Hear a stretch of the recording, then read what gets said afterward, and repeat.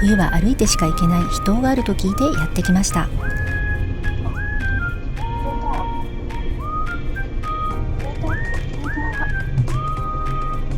ちょうど車1台分が除雪してあったのでここに止めます。 5km 道なりです。よいしょ、よいしょ。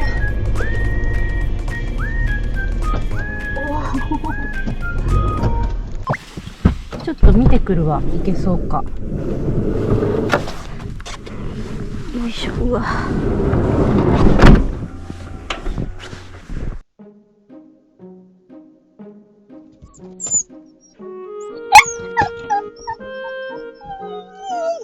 本当にトレースが全くない。ああ、なるほどね。まあでも道路のはずだから道なりに行けばたどり着くでしょう。天気もいいし明日から下り坂なので行ってみよう。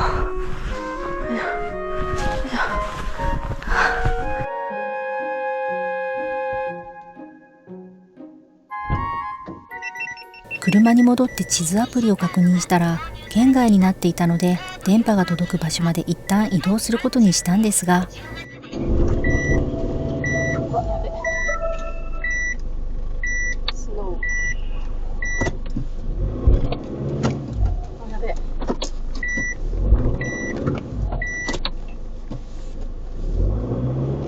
スタックしちゃったよ。うわ、マジか。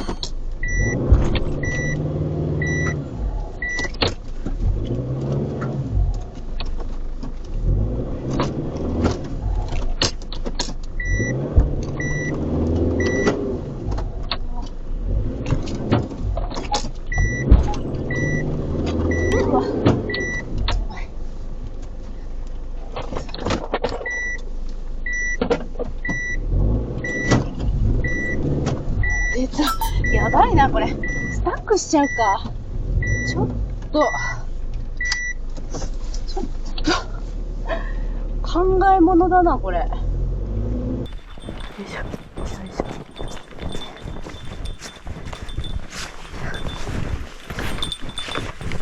よいしょ。さあ、タナピンいけるかな。あ、いけそうだね。沈み込むのは10センチくらいかな。それでも結構負荷がかかるんですよね。頑張ってるね、タナテン。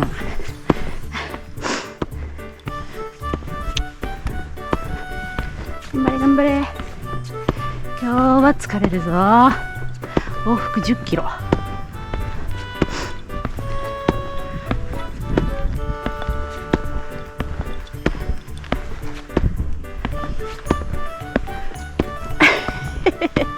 ラッセル泥棒になった。あ、行き出した。走った。あ、頑張ってる。今日は頑張ってるね。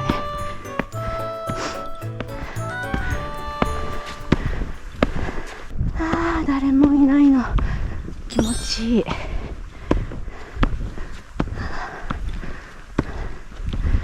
いね、ノートラック。はなたんこっち。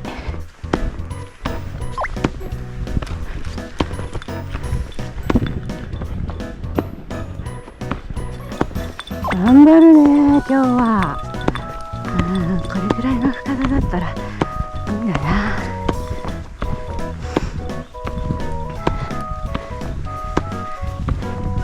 いや、本当はね、山滑ってそれから温泉に入るのが良かったけど、まあちょっとスタートが遅かったっていうのもあるけど、駐車場もなんかいっぱいだったし、何よりこの温泉が往復10キロだから、バックカントリーしてから行くにはハードすぎるかな。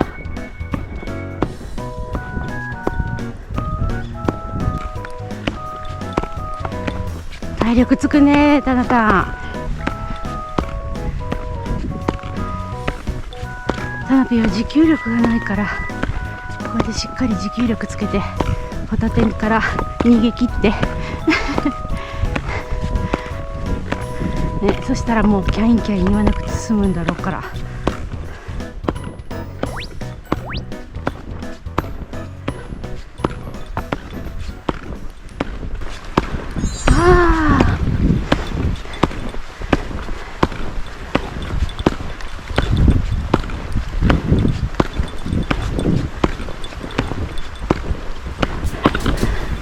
ちゃミラーが下にある。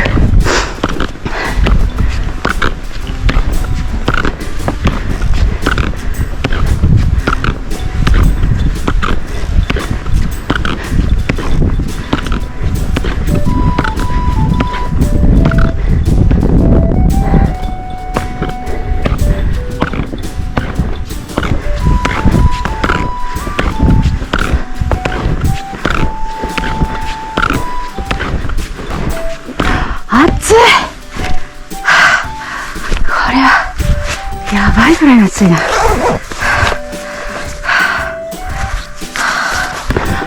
棚早っ。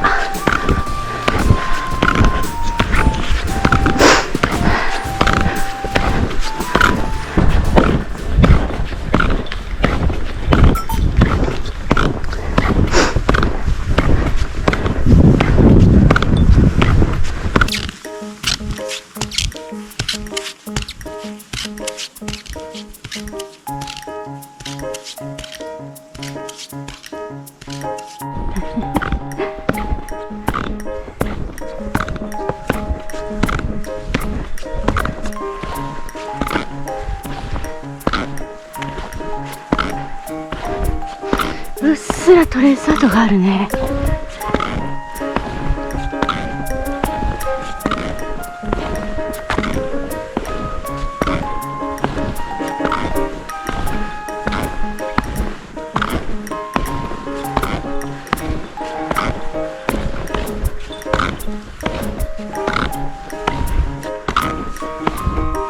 気持ちいいね。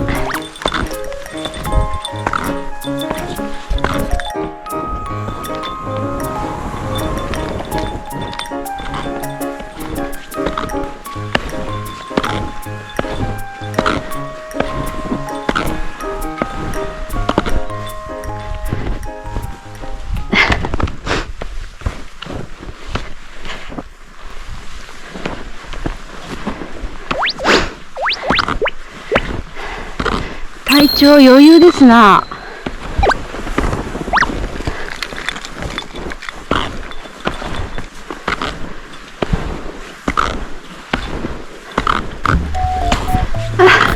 雪玉ができてる。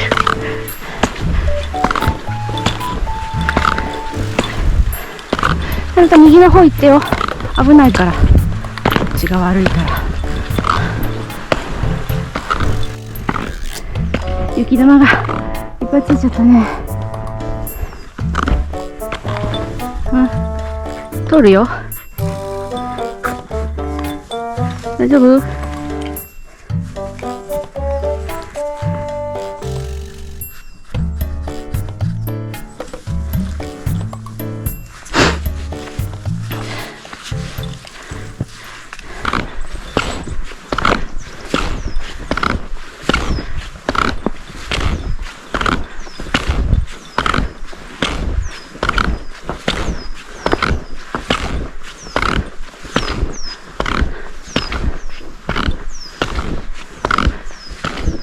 探してみるんですけど姿は見えず、これはネイチャーガイドさんとか詳しい方に教えてもらわないとわからなさそうですね。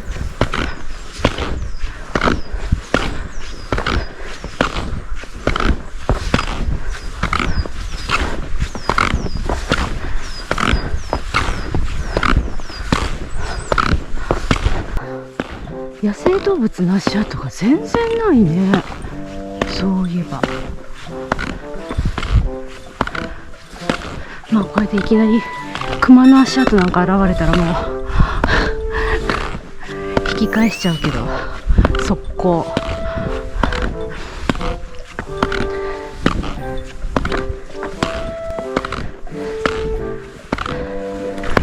ちょっと踏まないで。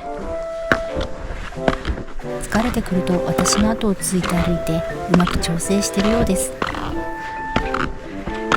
足跡はないけど匂いはするんだね、やっぱりね。あ、それにしても雪が重い。ちょっと進むのがしんどいわ。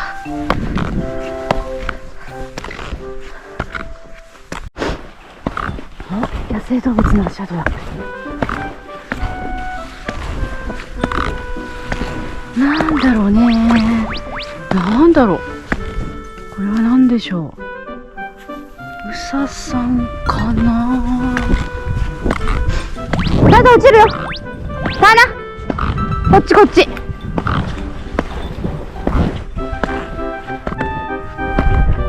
れはなんだろうね。うささんよりもうちょっと大きい動物かな。さあな。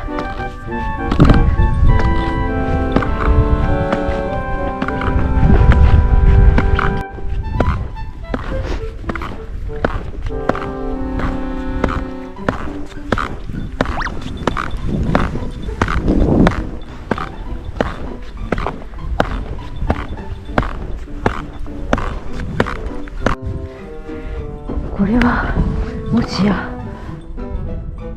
あったかくて温泉の湯気で溶けてんだ。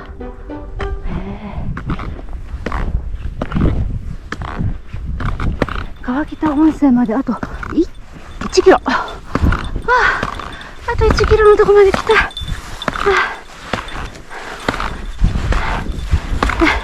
雪玉これもかっていうぐらいつけて、あなた来年は服着ようね。来シーズンはちゃんとした服買うからね。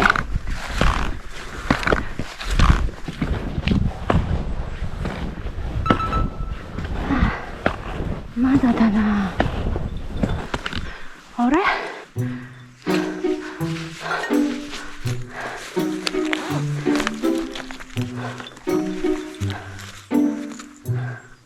れなんかここが違う。なんか分岐間違えてる。タラタンなんかちょっと道間違えちゃった。ここかな。ここだ。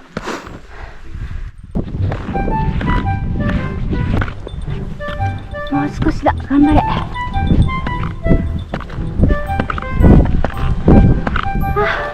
見えてきた。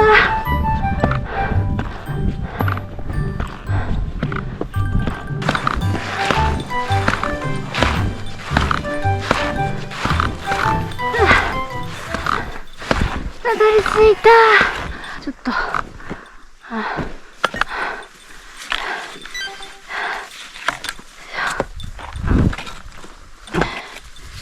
よし。あなたお疲れ。おやつ食べよう。タナ、おやつ。おやつどころじゃないわ、あの子。川北温泉はもともと川北温泉町民保養所があった場所で、廃業して以後その湯船だけが残り、秘湯として知られるようになったのだそうです。温度を見なきゃ。うわー、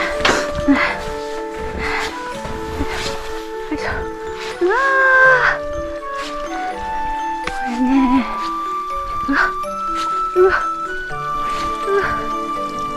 ここの源泉温度は約60度ということで、川から引いたホースで水を入れて温度を調整するようなんですが、外気温が低いせいかちょうどいい湯加減になってました。マジか。よし、ちょっと入ろう。うわ、これねちょっと大変だぞ。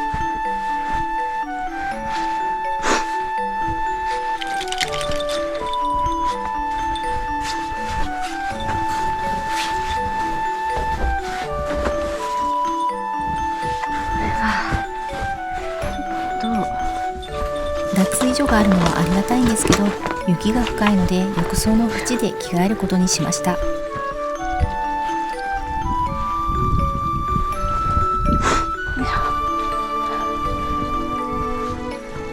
こで着替えた方がいいね。マットだった。マット借りよう。よいしょ。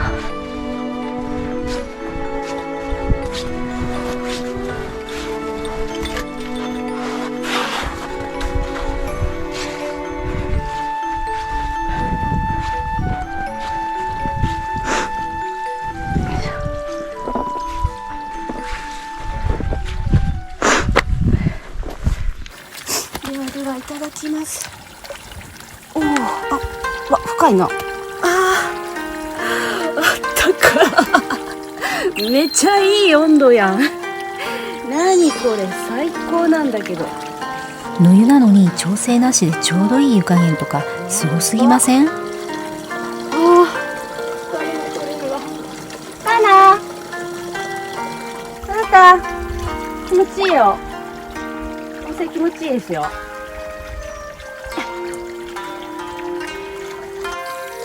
あなたいいお湯だよ。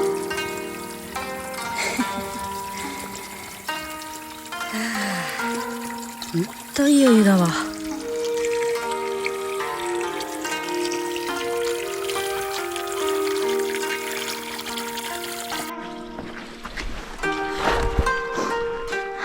いいお湯でした。ゆっくり浸かりたいところなんですけど、帰りの道のりも長いので早めに上がりました。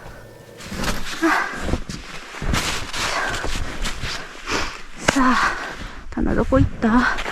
もうね、ちょっとスノボで帰りたかったけど、シャドウないから、このまま帰ります。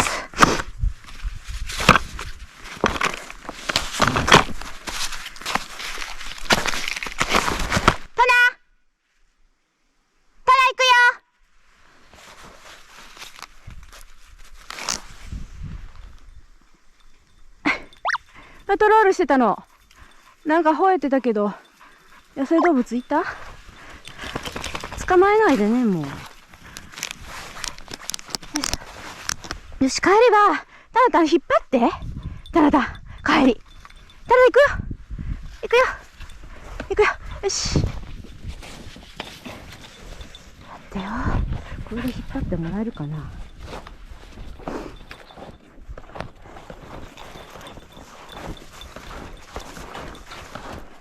檻か。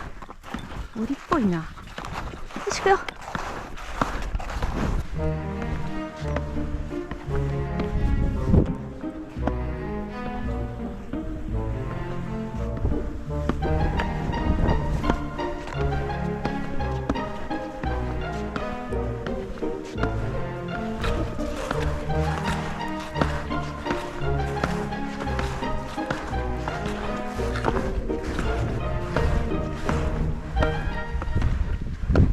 おやつ食べよう。お腹すいた。シャリバテになりそう。よ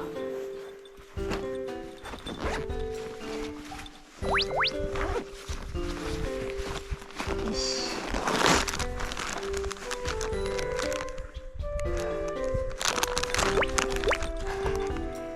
はい。で、私は、三冬っていう白い恋人のなんかキャラメルはお菓子、チョコレートかな。マロン、キャラメル、ブルーベリー、マロンいただこう。よし。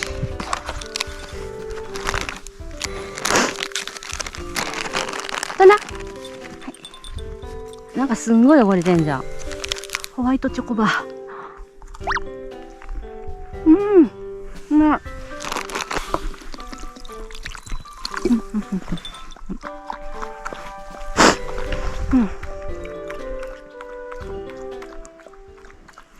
よし、もういい？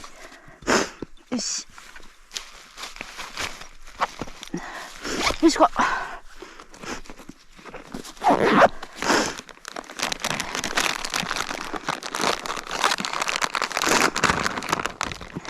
はい。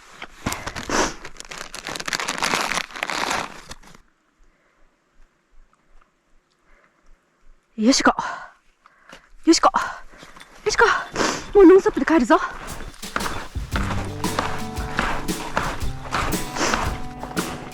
雪が降り出した。おー、タナタン頑張る。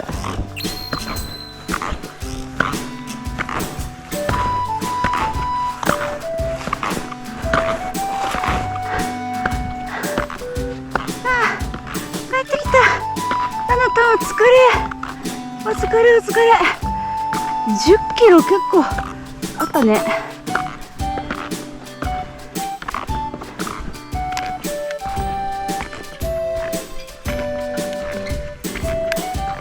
帰ってきたー、ゴール。やっぱりなかなか10キロはあるね。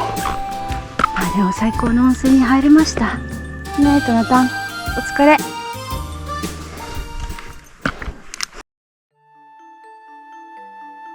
今日歩いたルートがこちら。道を間違えた分ちょっと伸びて距離は 10.1 キロ、高低差約300メートル、往復4時間ほどかかりました。途中本当にたどり着けるのか心配になったりもしましたが、無事に温泉に入れて本当に良かったです。しんどい思いをしてでも行く価値がありました。夏は車で簡単に行けるみたいですが、冬なら貸し切りで入れるし、熊の心配もないし、やっぱり温泉は冬に限りますね。帰りに滑って帰れたらもう最高なんですけど、次はそんな温泉に入りに行ってみたいですね。ということで今夜の車中泊スポットへ移動します。目的地は左側です。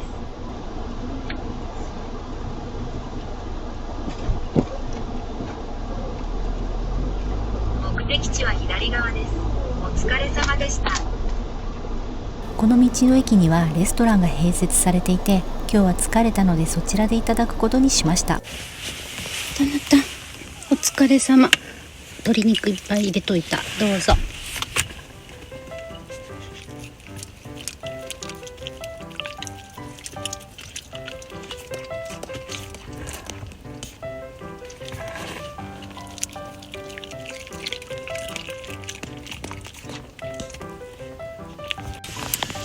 りんちゃん、スーさんも鶏肉どうぞ。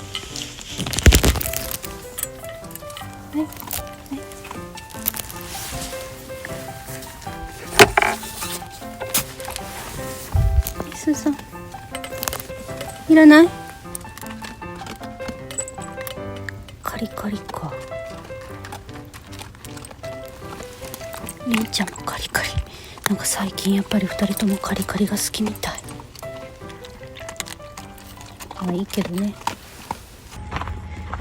道の駅パパスランドサッツル、ご飯を食べてそれから温泉に入りたいと思います。酢豚にしました。美味しそう。いただきます。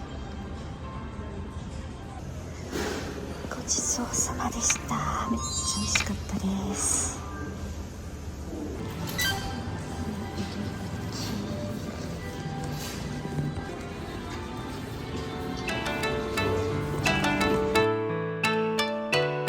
筋肉痛や疲労回復に効果があるという源泉かけ流しの天然温泉です。露天風呂にゆっくり浸かりながら疲れた体を癒しました。いいお湯でした。ドッグランは冬は閉鎖だそうです。残念。また雪がない時期にたいと思います。連れてきてあげよう。朝起きるとリンが外に出せとうるさいのでリンからお散歩です。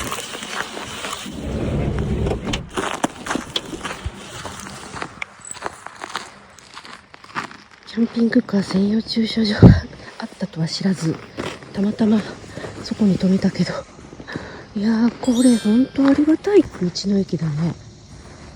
本当ありがたい道の駅。りんちゃん、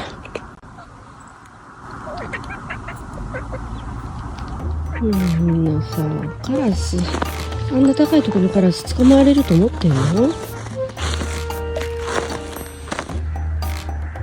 散歩の距離は短いけど、だんだん外にいる時間が伸びてきてる。キノピが遠い頃。ほら、ダナ姉さんが心配してるし、戻ろう。戻るよ。びっくりした。よいしょ。はい。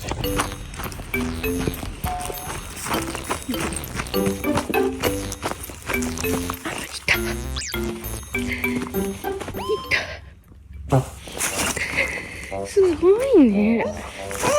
あの子結構でかくて、10キロとは言わないけど、岡だったから7キロ8キロは7、8キロはあると思う。いいよね。何してんだろうね。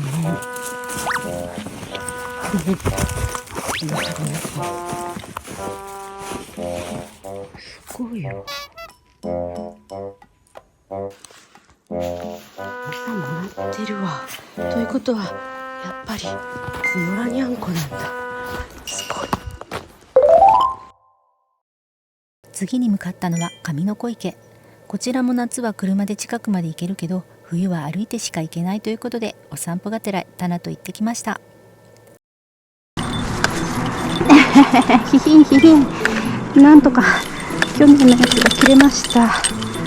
もうね、ちょっとやっぱり服着せないと大変なことになってたわね。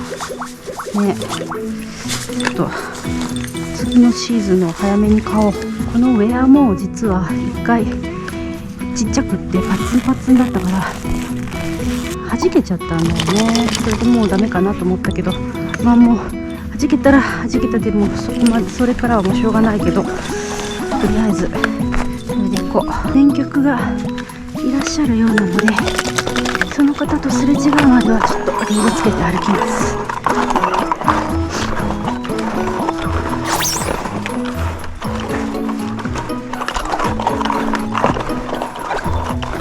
もうそっちってわかんだね。お、引っ張ってくれる？引っ張って。お、そう。途中階段とかあるみたいだし、本当はスノーシューで行った方がいいんだろうけど、やっぱりね、これで行く方が楽なので、多分歩いてる人もたくさんいるからつぼ足で行けると思うんで、引っ張ってくれたら助かるな。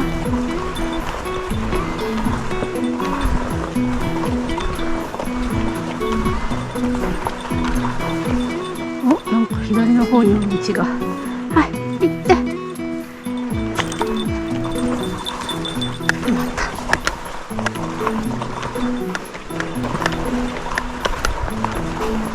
これショートカットなのかな。まあでもちょっとわかんないからやめとこうか。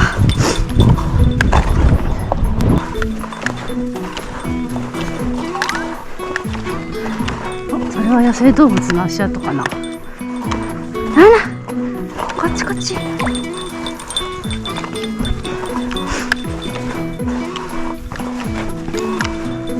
上の子池のスノートレッキングツアーがあるから、結構しっかりトレースができてる。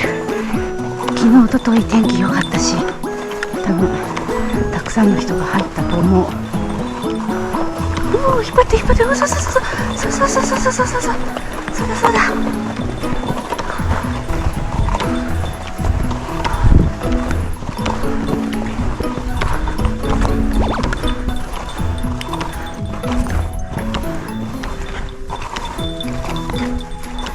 ちょい遊ぶね。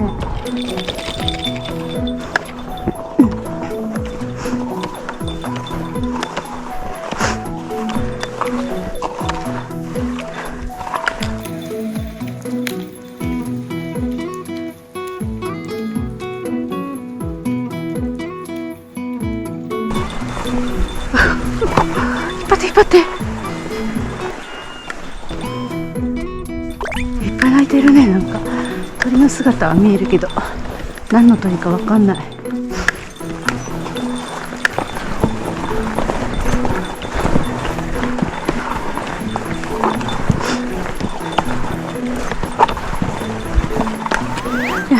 やめて。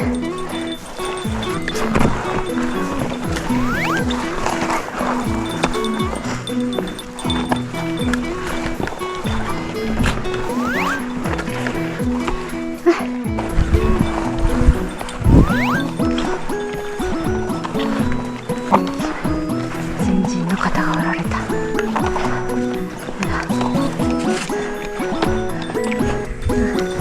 こんにちは。長靴で行けるんですね。そうですね。もうどうかなと思って今日来たら長靴で誰もいないんでお独り占めできます。本当ですか。ありがとうございます。これあら、はい行こう行くよ。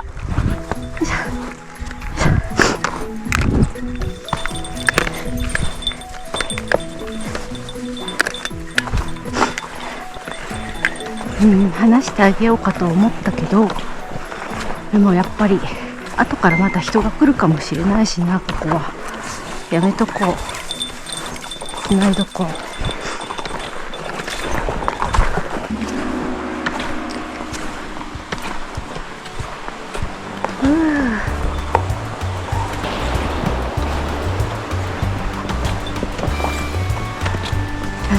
これは普通の池だね。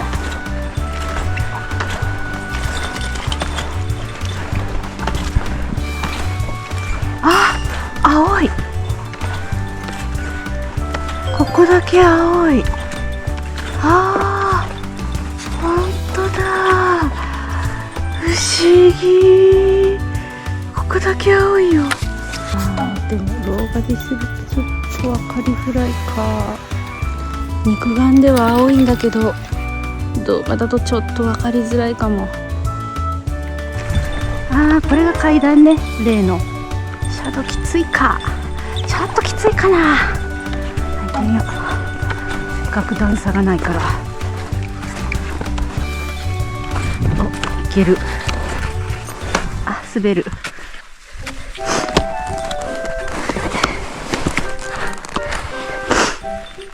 あと少し。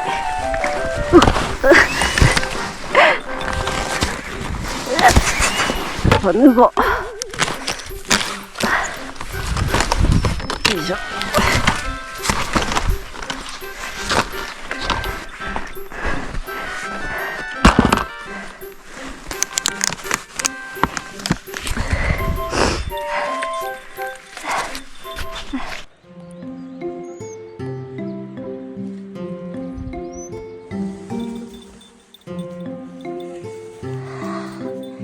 よしこ。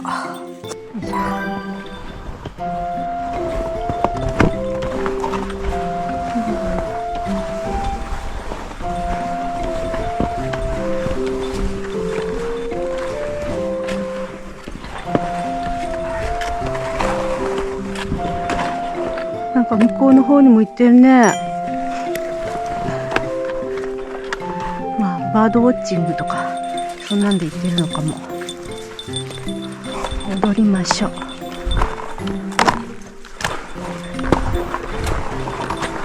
ああ、ここも綺麗。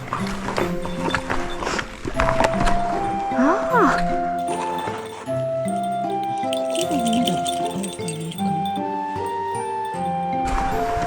いやー、上の小池貸し切りでした。グリーンシーズンでね、貸し切りはちょっとやっぱ熊のことがあるから心配になるけど、冬は貸し切りがいいね。よし、休憩しよう。おやつ食べよう、おやつ。はい。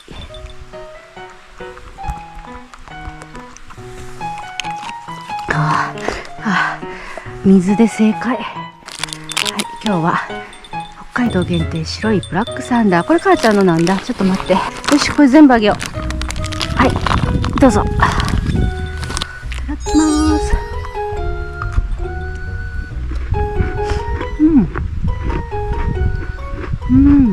おいしい。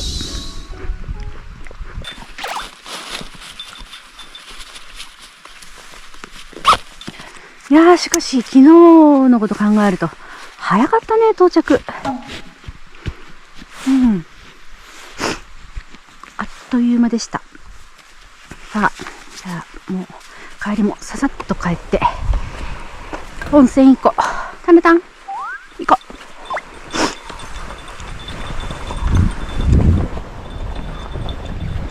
う。ほとんどフラットなのでスキー状態でやってみよう。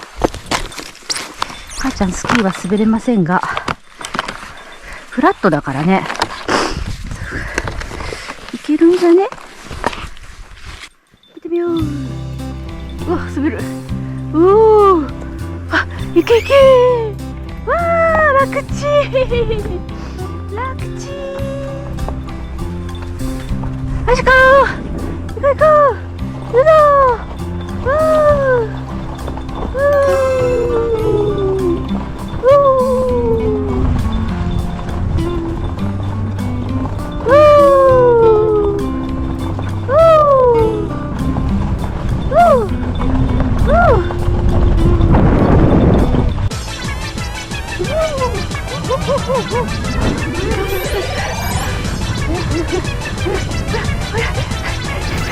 急にスピード出すのやめてくんない？怖いんだけど。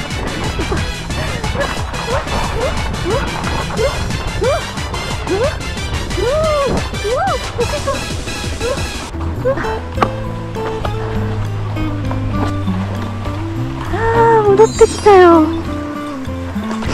わ、早かった。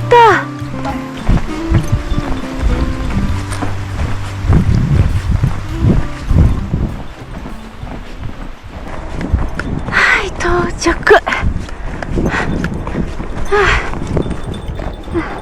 早かった。ただいま。今日もねんねしてたね。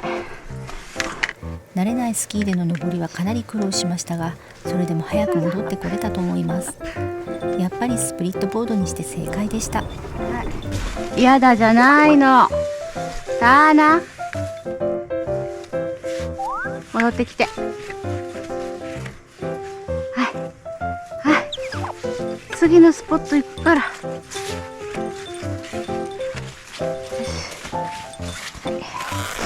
よし、やだじゃないの、あんたはもう。はい、アップアップアップアップ。よし、本当に歩くの好きだね。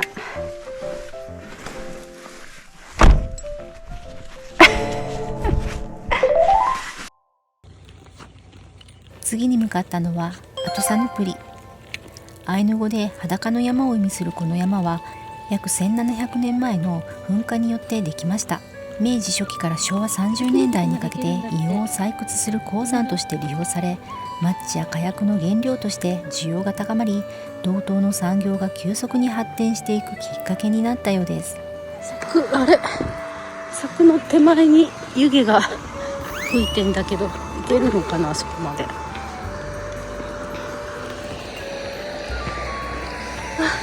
硫黄臭がすごい。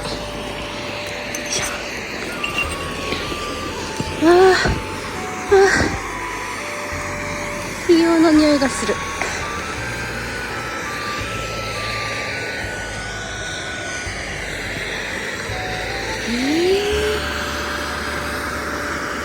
すごいね、吹き出し方が。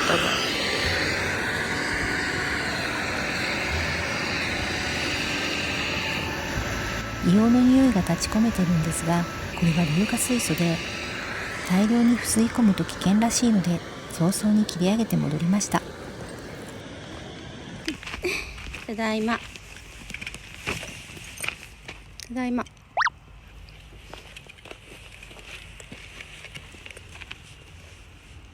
水がなくなったので湧き水を汲みに行きます。無料の湧き水です。すごい。なんか私有地らしいんだけど、無料開放してくださってて、除雪までしてくださってるんだ。ありがたい。いただきます。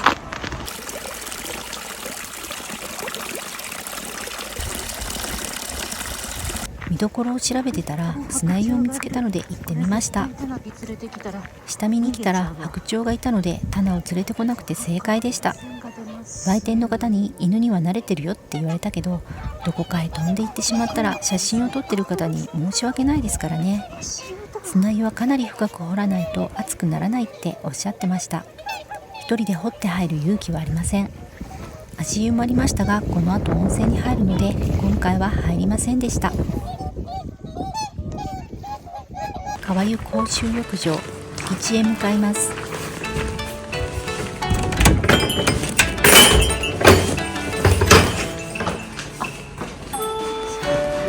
ちょうど今誰もいないということで許可をいただきましたので、中を撮らせていただきます。リニューアルされたばかりということもあってとっても綺麗です。貸し切りで入れたのでゆっくり浸からせていただき、芯まで温まりました。すごい硫黄のいい香りがする。なるほど、こんな風になってるんだ。なんかいい感じですね。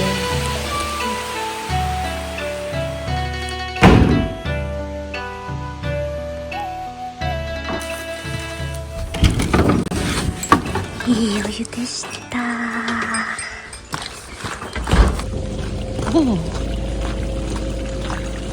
源泉。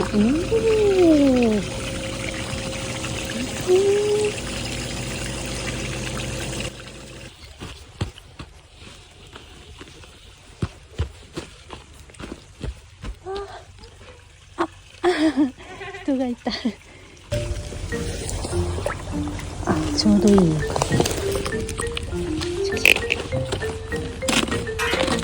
りてごらん、降りてごらん、降りてごらん。やばいって思って。は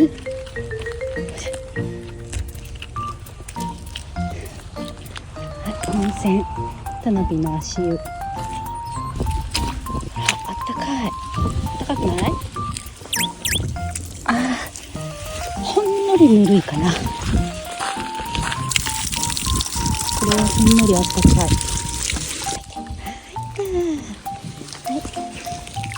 足湯おっかな、びっくり。足湯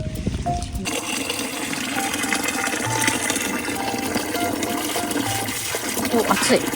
あ、めっちゃ暑い。ここは46度7度ありそう。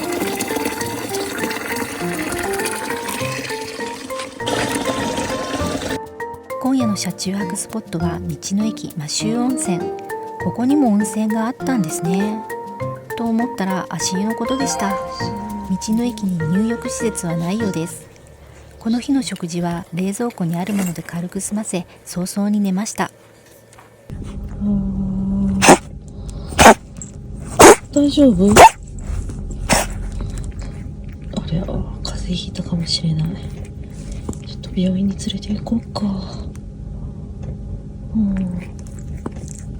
ここって鹿賀町で動物病院に連れて行こうか迷ったんですが、早朝だったので病院が開くまでかなり待たなくてはいけません。次の目的地まで距離があるので、目的地まで走らせて途中の動物病院へ連れて行くことにしました。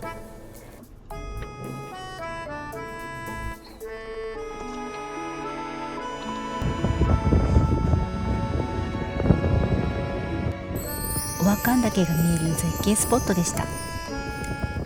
さらに車を走らせていると、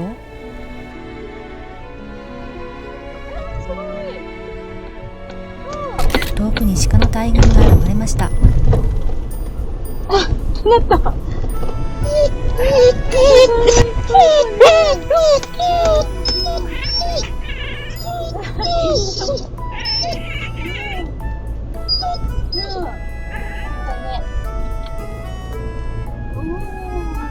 また鹿です。この道は鹿が多いみたいですね。実は一度鹿とぶつかったことがあったんですけど、そんなにスピードを出してなかったこともあって、車は無傷で済んだことがありました。鹿は元気に走り去っていきましたが、その後どうなったかは分かりません。気をつけて走っていても車めがけて真横から飛び込んでくるので怖いですよね。はい、スーさん病院に連れて行ってきました。結論から言うとちょっとわかりません。というのが、朝1回咳をしただけなんですよ。その後一切咳をしてなくって、あ、そうだ、ちょっと服脱がせよう。服をね、脱がすと、いつもグルーミングしてるんですよ。それで、やっぱり毛づくろいできない方がストレスかなと思って、で、車内暖かいし、服はもういらないかと思って着させてなかったんですよね。で、ちょっと咳しちゃったから着させたんだけど、先生に聞いたらやっぱり車内暖かくしてるんだったら服は着せない方がいいっていうことだったので、ちょっと脱がせます。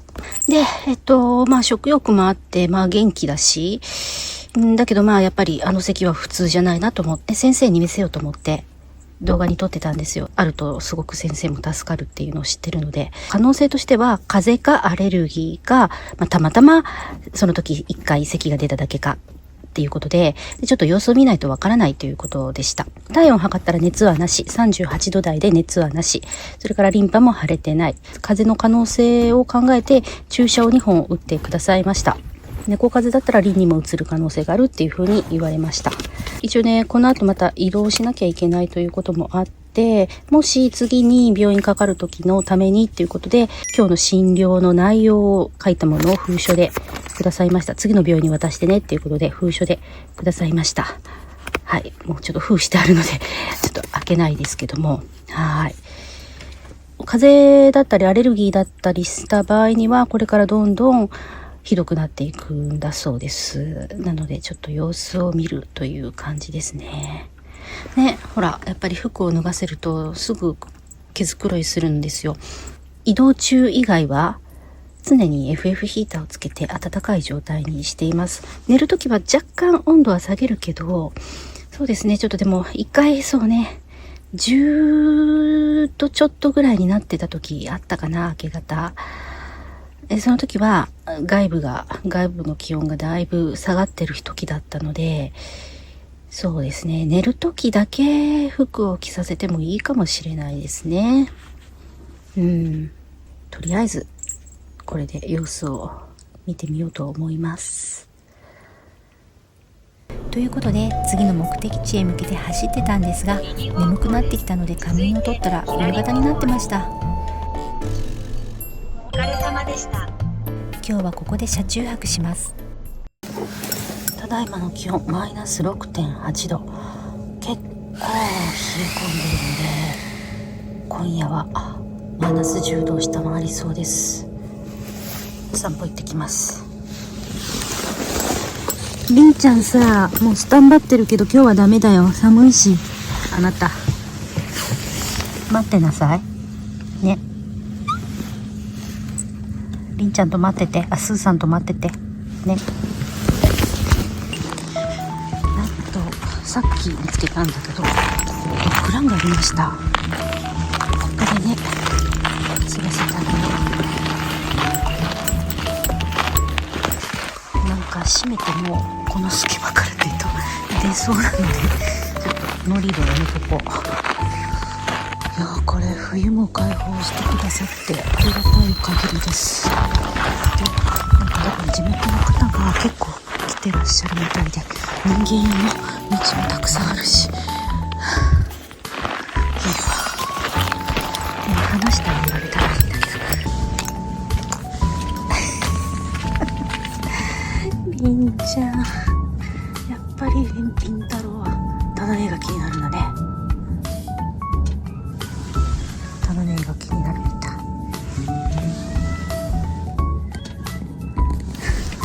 りんちゃんもどうしても散歩したいって言うんで連れて行きます。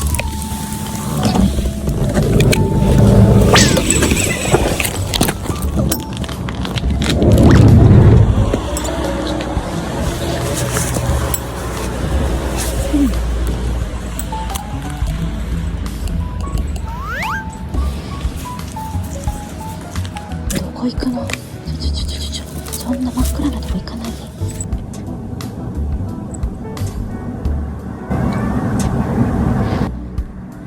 スーさんが泣いてる。スーさんは出せない。マイナス7度、雪の上も平気です。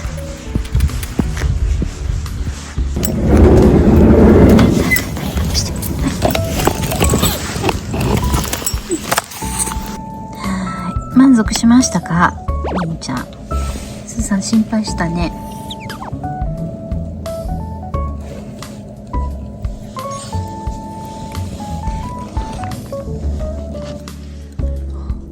マイナス 7.4 度まで下がった。一気に下がってる。今散歩から帰ってきただけでもうマイナス 7.4 度。今日は冷えるぞ。ちょっとねFF ヒーターをちょっと温度高めにして、そしてホットマットもしっかり入れるけど、スーさんだって母ちゃんと一緒に寝るもんね。スーさん母ちゃんと一緒に寝るもんね。最近ずっと母ちゃんと寝てるもんね。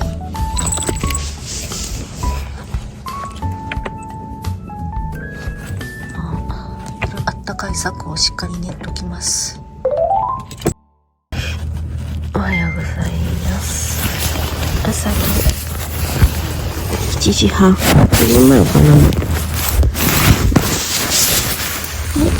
スーさんおはよう。スーさんはやっぱり母ちゃんと一緒に寝ました。服着てても。よく眠れましたか？眠れましたか？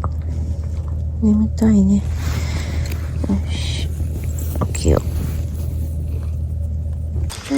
はい、凛太郎にやられました。ね、北海道。ここと噛まれて、多分中は大丈夫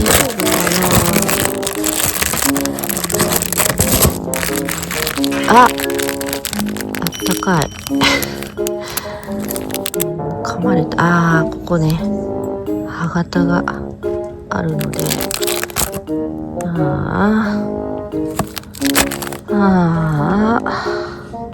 やってくれるね、りんちゃんは本当に。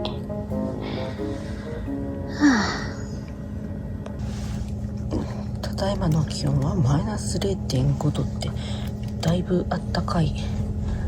太陽が当たって多分どんどん上がってますね。最低気温が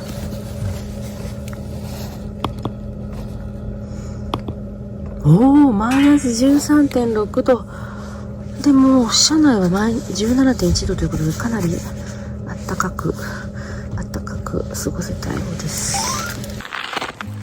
見ろこの晴天っぷり。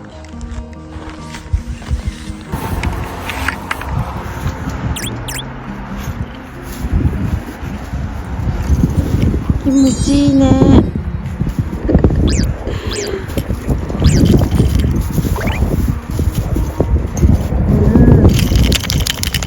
気持ちよかった。まだ来るか。いや、本当に雪好きだわ。また集まってる。